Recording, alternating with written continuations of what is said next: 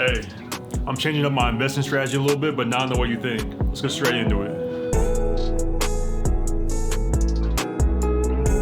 So if you guys know me, investing in my long-term portfolio is one of the biggest things for me. But going into this year, I'm going to be changing things up a little, just in the amount of money that I'm investing into my account and how much I'm doing so, just so I can balance my growth a little bit and also, experiencing life and, experiencing new things. When I'm talking about changing up my investing strategy, I'm mainly referring to my main taxable broker, which is where, lots of my money is stored right now in my M1 Finance account. Obviously, like I've talked about in the past, I have different Roth IRAs, I have a SEP IRA, 401k from my previous work and stuff like that. But being that I'm working for myself, I'm working for Option Drops right here, as you can see, and I got on the piece. Being self-employed, I really want to focus on trying to get my taxable income down, not have to pay so many taxes. And looking back at my taxes for the last few years, I've been able to save a decent amount just by investing money into different retirement vehicles, like a Roth IRA, a SEP IRA, the biggest one, and some other vehicles like that. The past few years, I've been so focused on getting my main taxable broker to a certain amount, and now that I'm kind of at it where I can kind of put my feet on the brake a little bit, that's what I'm going to start doing moving forward, and not investing as much money, because right now the contributions in my long-term portfolio really have zero impact on my account anymore. It really just all comes down to compound growth and watching my money grow pretty rapidly over the last few months and years. I'll break some numbers down in the next step on the computer, but pretty much moving forward, I'm just not going to be investing as much cash into my main taxable broker. I'm going to be primarily focused on, obviously, I always max my Roth IRA, that goes without saying, pretty easy target hit of $7,000. But then I just invested so much money last year into my taxable account. I could have invested more money in my SEP IRA, and that would have reduced my taxable income pretty drastically. So those are going to be my two goals this year. Obviously, first, max my Roth IRA. All the extra income, max my SEP IRA, or anything laying over after that. Let's say the market pulls back 15 to 20%, which could be likely this year. I'm going to, dollar cost average more aggressively. But as the market just continues to go up slowly over time, I'm not going to be aggressively putting, $4,000 or $5,000 in the market in my taxable account. I'd rather just not have a giant tax bill when it comes, April 15th. And then also going into next year, because compound growth and snowball effect is such a real thing, I'm kind of on autopilot right now. Just to put in perspective, if I never invest a single dollar in my taxable broker account again, this account will still be valued upwards of like $2, $3, $4 million by my quote-unquote retirement age. Obviously, I plan to retire earlier on, hopefully by like 30, 35-ish. Even if it doesn't happen, I've got my nest egg to a point where if I don't invest a single dollar, I'll be good for retirement. I just have to make enough money to cover my expenses. I keep my expenses very low. The only thing I've really upgraded in the past few years is obviously a different apartment. I'm getting a bit older now, so obviously health insurance is one thing I have to worry about on my own, stuff like that. I'm no longer my parents' plan, but still my expenses are still like $2,500 a month. So you times that by 12, realistically, all I have to do per year is make about like $30,000-ish just on my expenses, and then pay that off, and then my portfolio just continue to grow without me having to think about pulling money out of it. And mainly this will allow me to focus on other things in my life. Investing my money and working has been a pretty big part of my life, and this will obviously allow me to focus on other things and not and not be so caught up on investing my money. The past 4 or 5 years before I moved out here, I was just so focused on investing my money. I never had any fun in my life. I was just working, and now that I got to the point where, like I said, where my nest egg's at a point where I have to put a single dollar back into it and I can still retire a millionaire, it just kind of allowed me shift my focus on things and not have to worry about money as much as I was in years past. I'm still going to invest money in my accounts, like I mentioned. I'm not going to just stop investing all around. So let's say I still invest like $500 a month into my accounts. That will put me up to about like $4.2 million in 30 years at 8% return. Again, obviously 8% is really conservative, but just for all intents and purposes, people seem to use like 8% as the baseline for inflation, all that. But just for me, where I'm sitting, I think my portfolio will continue to return more than that. I'm highly in technology right now. I'm still relatively young compared to some people, and again, for my age, I've been able to build up a decent amount of money in these accounts.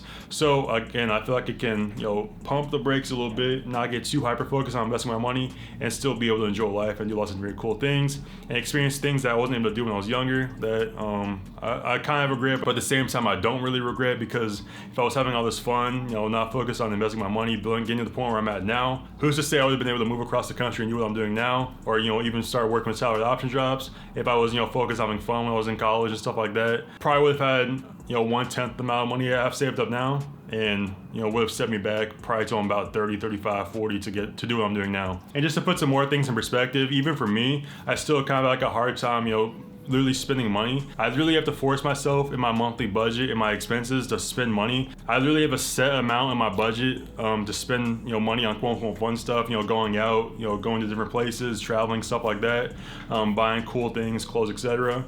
Because if I don't spend the money, if I don't have a specific thing allocated to that, I probably won't spend the money. I'll probably just look at my bank account and then I'll probably just do nothing with it. But again, you can only look at numbers on the screen so much before you get bored of it.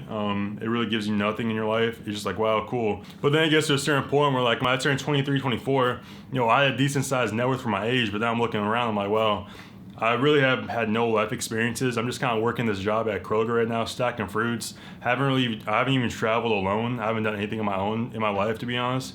Literally, when Tyler brought me out to Houston last year, that was my first time ever going to a club when I was 25 years old. I had no idea how to order a drink or anything like that. So just trying to get myself out of my comfort zone and experience new things has been my main focus this year.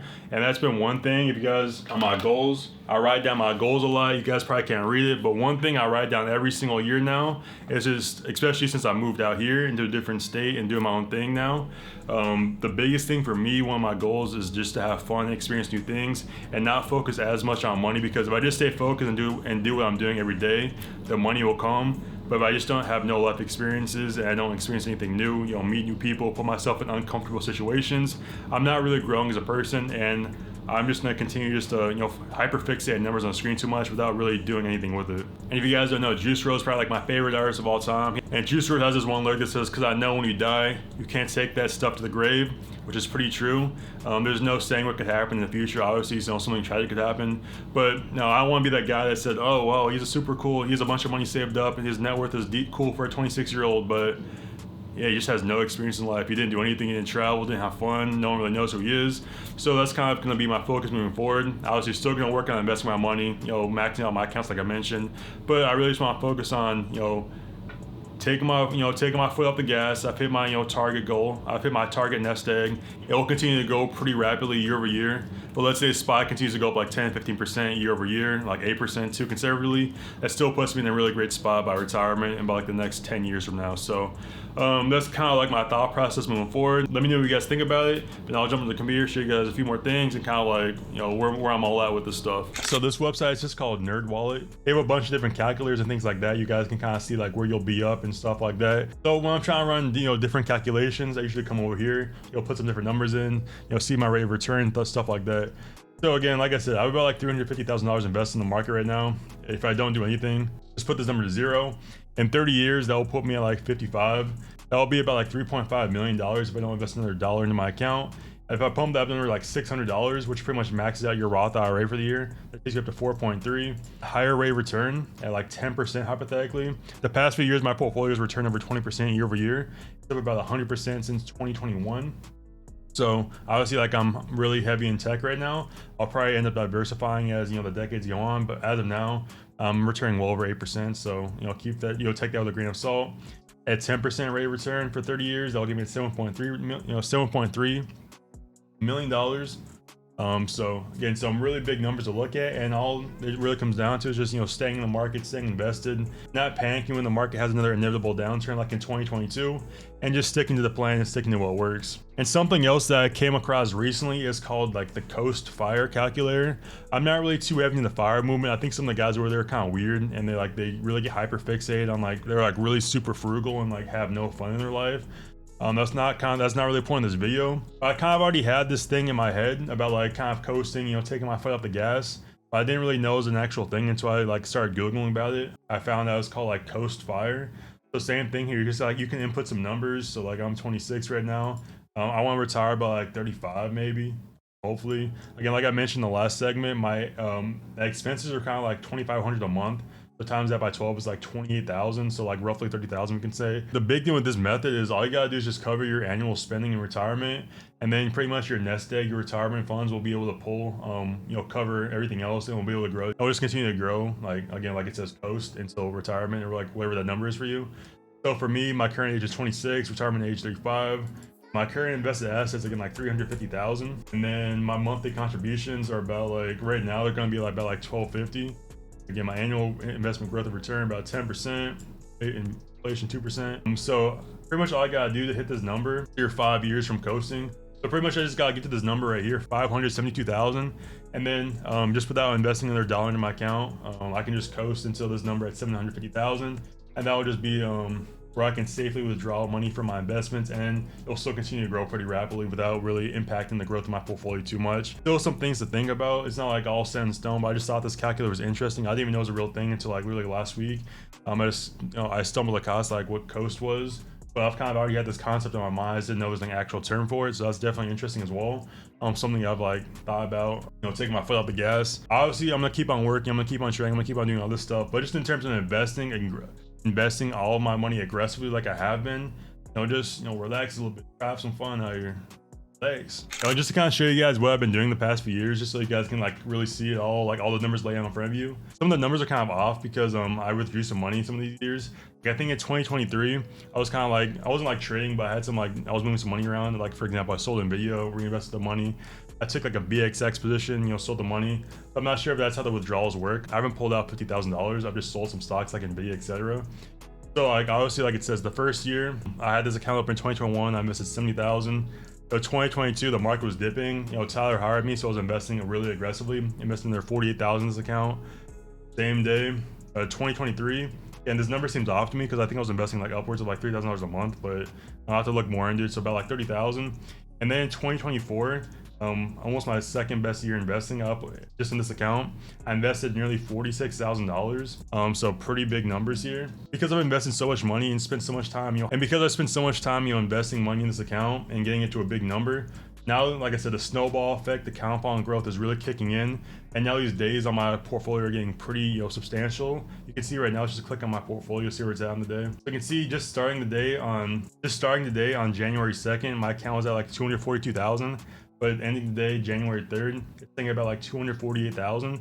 So just in one single session in the market, it's swinging up and down like $6,000+. I'm not investing $6,000 a month right now, or I really haven't at all. Obviously in 2022, I might have invested that much, but now when the market's going up, I try to invest like a couple thousand every now and then just to stay consistent. But just when you have a good day in the market like you are right now, I'm making $6,000 without even like thinking about it, without investing my money. It really just shows you how powerful the snowball effect is and how beneficial it is. That's why I'm kind of again taking my feet off the brakes a little bit. All these giant numbers on my screen, $6,000 a day in one account, pretty wild. Now across all my accounts, it's probably like $10,000, $15,000 some days. So unless there's a major market downturn, there's really no reason for me to keep on throwing like thousands, $4,000, $5,000, $6,000 into this account specifically. I can focus on maxing my Roth IRA, maxing my SEP IRA, getting my taxable income down, having a giant tax bill. This is a taxable broker account. So if I sell any stocks in this account, I'm taking a tax hit. That's really why I don't want to sell any stocks in the account and just kind of, post retirement. That's my plan. But hey, let's go. Let's take it back over here. So hopefully that made sense a little bit. Kind of my thought process moving forward, kind of like coasting and stuff. Taking it easy, trying to experience new things. But if you guys found it helpful, found it beneficial, if you guys relate to me in any way, be sure to drop a like, comment, subscribe, hey, and stay tuned for the next video. Thanks for watching. Peace.